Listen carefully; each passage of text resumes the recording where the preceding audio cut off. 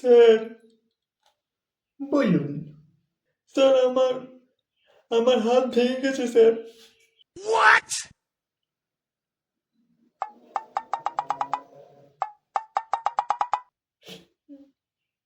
দেখি হাত দেখি।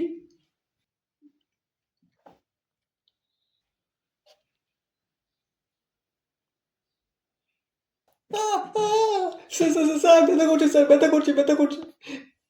কিভাবে ভাঙলো? স্যার আমি বাথরুম থেকে পড়ে গেছিলাম স্যার।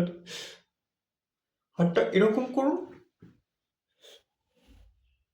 এবার এরকম করুন। আহ! বলুন, যাহা বলিব সত্য বলিব। যাহা বলিব সত্য বলিব। কাকে ঘুষি মেরেছি, কেন ঘুষি মেরেছি, তাহা বলিব। কাকে ঘুষি মেরেছি, কেন ঘুষি মেরেছি? স্যার, আমি কাউকে ঘুষি মারিনি স্যার। আমি আলমারিতে ঘুষি মেরেছিলাম। কেন, আলমারি কি দোষ করলো? স্যার, বাবা বলল যে এমবিএ করতে।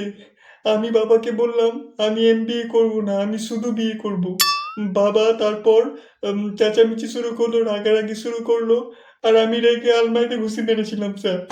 এই টেস্টটা করানোর পর এক্স ছবি নিয়ে 8 নম্বর রুমে যাবেন। 8 নম্বর রুমে ওরা যা যা করার দরকার করে আপনাকে ছুটি দিয়ে দিবে। যাওয়ার আগে আমার সাথে দেখা করে যাবেন।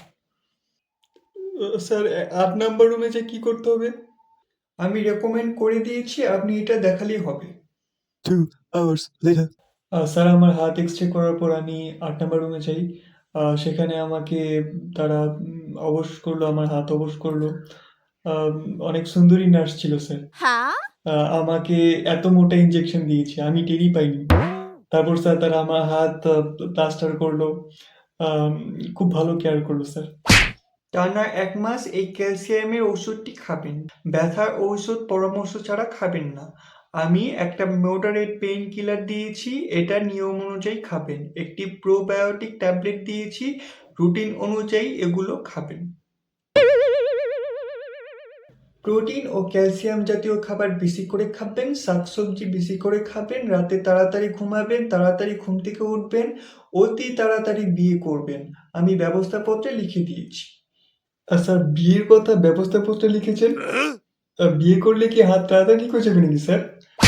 বিয়ে করলে হাত মারা, হ্যান্ডেল ধরা সবই ঠিক হয়ে যাবে। আর এখন তো শুধু হাত ভেঙেছে, বিয়ে না করলে না হাত, পা, মেরুদণ্ড সবই ভাঙবে।